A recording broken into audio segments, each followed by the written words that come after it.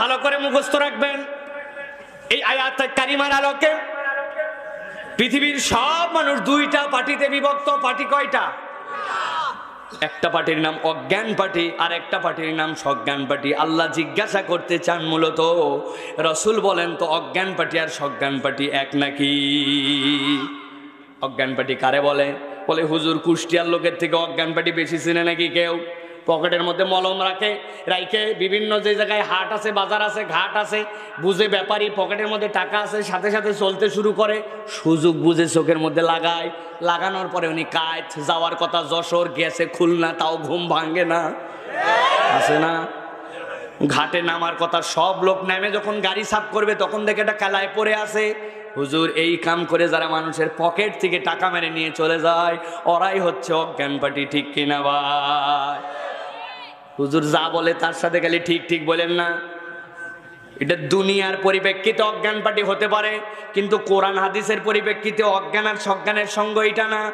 দুনিয়ার পরিপ্রেক্ষিতে অজ্ঞান হলেও কোরআন হাদিসের সংজ্ঞাই হচ্ছে অজ্ঞান পার্টি তারা, দুনিয়ায় যাদের বাড়ি আছে, নারী আছে, গাড়ি আছে, টাকা আছে, পয়সা আছে, অর্থ আছে, বিত্ত আছে, ক্ষমতা আছে, জেল জুলুম অত্যাচার হাতের পাওয়ার সব করতে পারে, কিন্তু এত কিছু থাকার পরেও যদি তাদের সাথে আল্লাহ না থাকে, রসুল না থাকে, ইসলাম না থাকে, ঈমান না থাকে, সব আছে কিন্তু ঈমান নাই, আল্লাহ এবং তার রসুলের ভাষায় এরা হচ্ছে পার্টিতে অজ্ঞান। আরেকটা দল হচ্ছে সজ্ঞান পার্টি। দুনিয়ায় তাদের বাড়ি নাই, গাড়ি নাই, টাকা নাই, পয়সা নাই, কেউ একটা সালাম হয়তো তাদেরকে দেয় না। শীতে কষ্ট, গরমে কষ্ট, বর্ষায় কষ্ট। বাড়িটা টিনের, শীতের দিনে শিশির পড়ে, গরমের দিনে ওইটা দিয়ে রোদ ঢুকে, বর্ষার দিনে ওইটাতে পানি পড়ে। বেচারির দুনিয়ার বুকে কোনো ইজ্জত নাই, কেউ কোনোদিন একবার সালাম পর্যন্ত দেয় নাই। দুনিয়ায় এত কিছু নাই, কিন্তু তার সাথে যদি ইসলাম থাকে, ঈমান থাকে, আল্লাহ থাকে, রসুল থাকে, কিচ্ছু নাই কিন্তু আছে ঈমান। আল্লাহ এবং তার রসুলের ভাষায় তারা হচ্ছে সজ্ঞান। ঠিক কি না? আমার আল্লাহ রাব্বুল আলামিন বলছেন, রাসূল আপনি যে জিজ্ঞাসা করেন, কুল হাল ইয়াস্তাবিল্লাযীনা ইয়ালামুনা ওয়াল্লাযীনা লা ইয়ালামুন।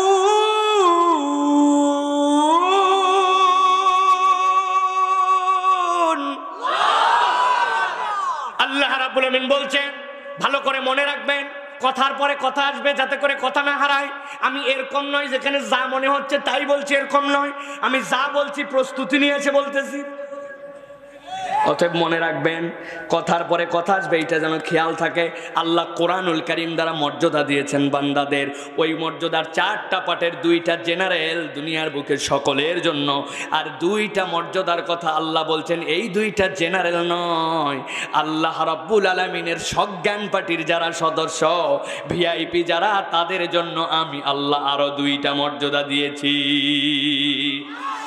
আল্লাহ রাব্বুল আলামিন বলেন কি মর্যাদা দেওয়া হলো? রাসূল তাদেরকে যে জানান, হুদাউ ওয়া রাহমাতুল লিল মুমিনিন।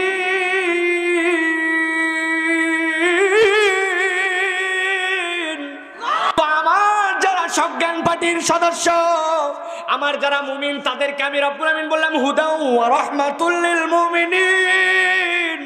এই কোরআন তাদের জন্য 1 নম্বর হবে হুদা। হুদা মানে কি?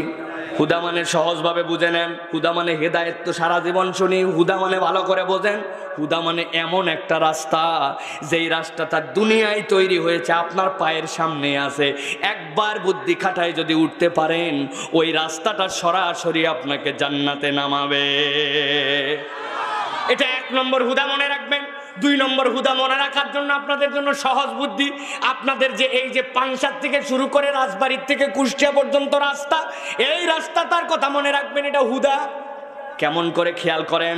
হুদা মানে আপনি রাজবাড়ির থেকে রওনা দিয়েছেন, যাবেন কুষ্টিয়াতে, এই রাস্তা দিয়ে যখন চলতেছেন, আস্তে করে যেই না আপনি আসছেন মাছপাড়া, ওইখান থেকে আসার পরে একটা তীর চিহ্ন দিছে এরকম করে। কি বুঝছে ড্রাইভার বুঝছে রাস্তাটা সোজা চলে গেলে বিপদ আছে, এখন ডাইনে যাওয়া লাগবে। কিছু দূর যাওয়ার পরে এরকম 3 মাথার চিহ্ন দিয়ে মধ্যে এরকম উঁচু একটা লাগাইছে। ড্রাইভার দেখে বুঝছে সামনে স্পিড ব্রেকার আছে, অতএব হরমর করে চলে গেলে হবে না, এই জায়গায় একটু গতি কমানো লাগবে। ঠিক কিনা? সামনে যাওয়ার পরে আবার দেখাইছে এরকম সরু করে দিয়ে খাস কাটা চিহ্ন, ড্রাইভার বুঝতে সামনে যাওয়ার পরে কুমারখালী রেলের লাইন আছে, দেখে শুনে যাওয়া লাগবে, রেলগেট পড়ছে কিনা, খালি হরমর করে চলে গেলে মরণ হবে, ঠিক কিনা? হুদা মানে মনে রাখবেন, আল্লাহ বলছেন আমার যারা দয়ার বান্দা, আমার যারা সজ্ঞান পাটির লোক, আমি কোরআনকে তাদের জন্য এরকম গাইড বানাইছি, কোন জায়গায় জোরে যাওয়া লাগবে, কোন জায়গায় আসতে, কোন জায়গায় ডানে বাঘ, কোন জায়গায় বামে বাঘ, কোন জায়গায় সামনে পুকুর আছে, কোন জায়গায় বিল আছে, সব চিহ্নগুলো দিয়ে দিয়ে আল্লাহ যাদের বান্দাকে নিজে গাইড করে জান্নাতে পাঠাতে চান, নিতে চান, এই নিয়ামতটা যেইটার দ্বারা দিয়েছেন, আর যারা পাবে ওই গ্রন্থের এটার নাম হচ্ছে কোরআন, আর যারা পাবে তারাই হচ্ছে মুমিন, ঠিক কিনা?